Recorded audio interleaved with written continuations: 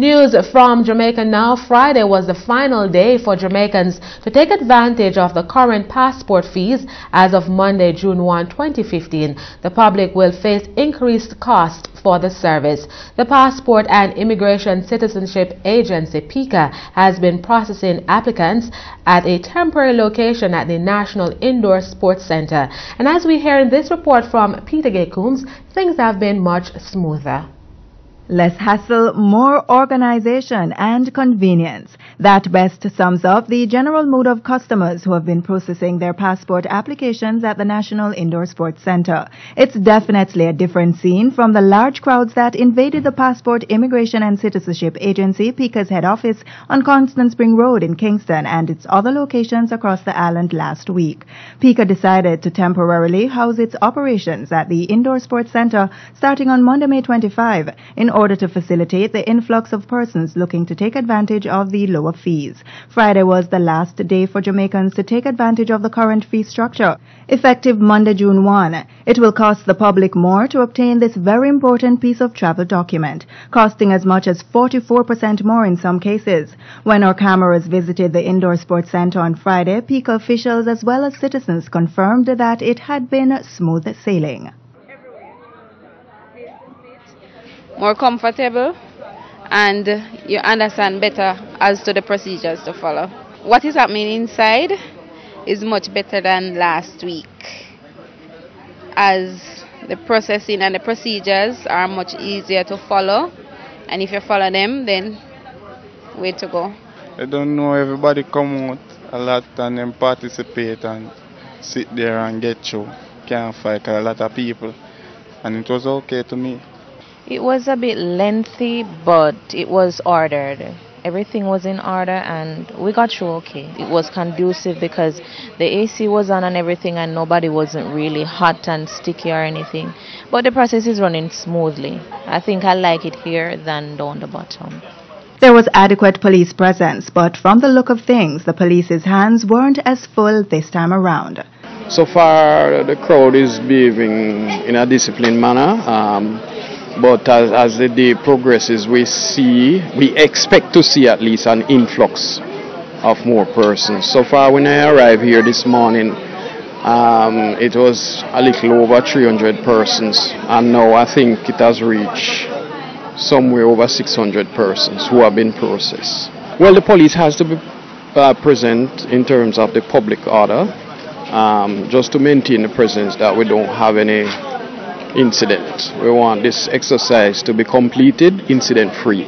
Meanwhile, Chairman of PICA, Dr. Lakim Simaj, says the agency has been processing over 1,000 applications since moving to the temporary site. He concedes that the agency needs a larger facility to meet demand for its services.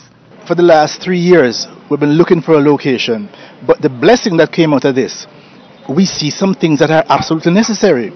Before, we didn't have an option where we would separate people with children, the disabled and so on, but having this large open space to work with, we were able to see clearly, here are some of the ways we have to take into consideration in terms of looking for a space, and we really hope that hopefully before the end of this year we can relocate, because Constant Spring Road has long since not been a sufficient facility.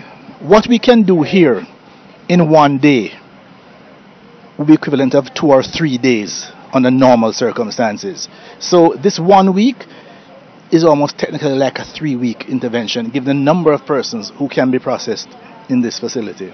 Now, our cameras weren't allowed inside the Indoor Sports Center, but we were told despite the long lines, customers' needs were met and adequate seating provided. Meanwhile, Dr. Simaj is defending the deadline given for the imposition of the new fees. He doesn't believe the 1-week notice was abrupt.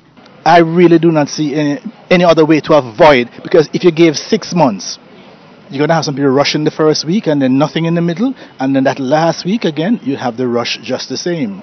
So either way you lose.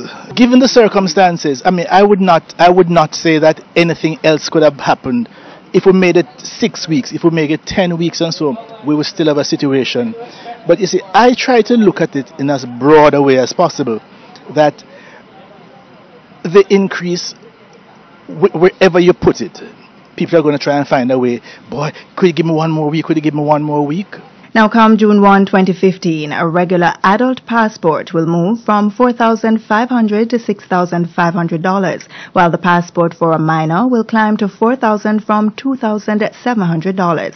Similarly, replacing lost passports for adults will cost $11,500, up from $9,500, and for minors, $7,000, up from $5,700.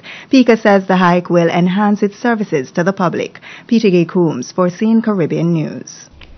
Meanwhile, Dr. Samaj does not support some of the views put forward by opposition leader Andrew Holness that some aspects of PICA operations should be privatized. It's a catchphrase nowadays. The assumption is that anything that government is involved with is automatically efficient. Even as a chairman of PICA, I think when I go around, I traveled recently around the Caribbean and work. There is nobody who comes close to what we're achieving in Jamaica in terms of how we handle the whole issue of border control. Now, border control is security. We're very careful how we outsource security, because if you're just a private company, their allegiance is to their shareholders. A government worker allegiance is to the people of Jamaica. So I'll be very careful how we do that. The concept of it having to pay its own way as an agency as such is valid. But I'm not very enthusiastic about certain types of services being put in the hands of somebody who has no allegiance to the people of Jamaica. So I'm a bit careful on that one. And Dr. Samad would not say how much PICA has earned from the rush on its offices over the past 2 weeks for passports. If you do the maths, because you can figure out what a passport costs, if on the average we're now 2,000, 2,500, we can do the maths and we can figure it out. But the other piece that has to be taken into consideration, the cost of this facility. It's a very expensive place. And just to rent the computers just to rent the UPSs and the backup systems and so on, and the IT facility. So it's probably a break even. But the important thing is to serve the public. So even if it was a cost to PICA, there must be a service to the people, which is first and foremost.